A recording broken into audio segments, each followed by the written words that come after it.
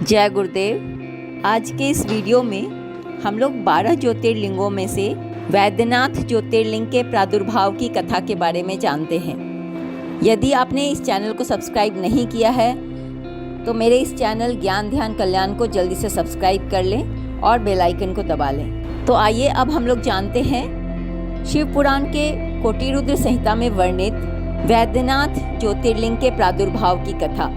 श्री शिव महापुराण के कोटि रुद्र संहिता में वर्णित श्री वैद्यनाथ ज्योतिर्लिंग के प्रादुर्भाव की कथा के अनुसार एक बार की बात है, राक्षस राज अभिमानी रावण कैलाश पर्वत पर बहुत ही भक्ति भाव के साथ तपस्या कर रहा था।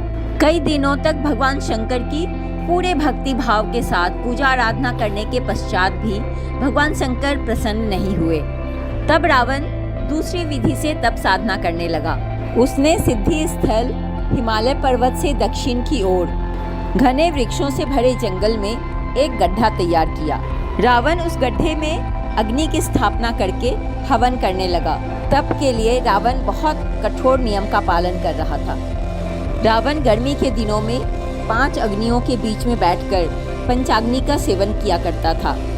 वर्षा ऋतु में खुले मैदान में चबूतरे पर बैठकर तपस्या करता था और शीतकाल में बहुत ज़्यादा ठंड के दिनों में गले तक जल के भीतर खड़े होकर तपस्या करने लगा।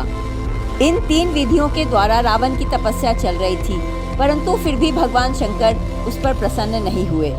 ऐसा कहा जाता है कि दुष्ट आत्माओं के द्वारा भगवान को रिझाना बहुत ही कठिन होता है। इतनी कठिन तपस्या के बाद भी जब भगवान प्रसन्न नहीं हुए, रावण को कोई सिद्धियां प्राप्त नहीं हुई, तब रावण ने अपना एक सर काटकर भगवान शंकर को अर्पित करने लगा। वह शास्त्र विधि से पूजा करता और पूजा के पश्चात एक सर काटकर समर्पित कर देता। इस तरह से उसने अपने 9 सर काटकर समर्पित कर दिए। जब वह अपना अंतिम अर्थात 10वां सिर भगवान शंकर को समर्पित करने के लिए काटने ही वाला था, तभी भगवान शंकर प्रसन्न होकर प्रकट हो गए। भगवान शंकर प्रकट होकर रावण के सभी मस्तकों को स्वस्थ करते हुए उन्हें पूर्ववत जोड़ दिए तथा रावण की इच्छा अनुसार रावण को भगवान शंकर अनुपम बल और पराक्रम प्रदान किए। भगवान शंकर का कृपा और वरदान प्राप्त करने के बाद नतमस्तक होकर विनम्र भाव से हाथ जोड़कर कहा, हे देवेश्वर, आप मुझ पर प्रसन्न हैं। मैं आपकी शरण में आया हूँ। मैं आपको लंका ले जाना चाहता हूँ। आप कृपया कर मेरी मनोरथ सिद्ध कीजिए। रावण के इस कथन को सुनकर भगवान शंकर असमंजस की स्थिति में हो गए।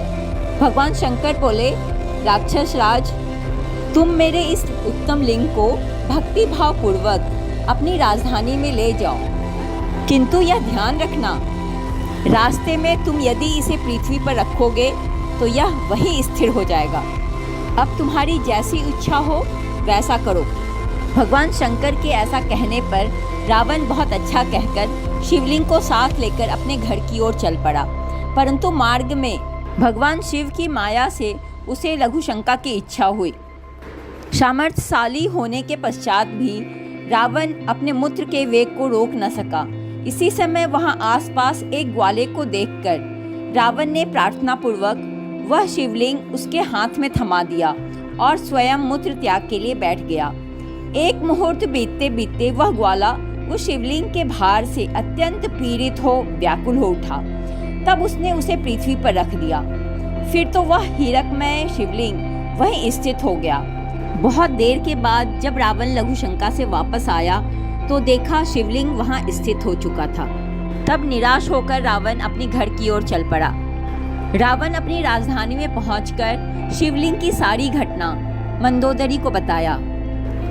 इंद्र, संपूर्ण देवताओं और निर्मल मुनियों ने जब यह समाचार सुना तब वे परस्पर सलाह करके वहां आए। उन सबका मन भगवान शिव में लगा हुआ था। उन सब देवताओं ने उस समय वहां बड़ी प्रसन्नता के साथ भगवान शंकर का विशेष पूजन किया। वहां भगवान शंकर का प्रत्यक्ष दर्शन करके देवताओं ने उस शिवलिंग की विधिवत स्थापना की और उसका वैद्यनाथ धाम नाम रखकर उसकी वंदना और स्तवन करके वे स्वर्गलोक को चले गए। वही शिवलिंग तीनों लोकों में वैद्यनाथेश्वर के नाम से प्रसिद्ध हुआ, जो सत्पुरुषों को भोग और मोक्ष देने वाला है। यह दिव्य, उत्तम एवं श्रेष्ठ ज्योतिर्लिंग दर्शन और पूजन से भी समस्त पापों को हर लेता है और मोक्ष की प्राप्ति कराता है।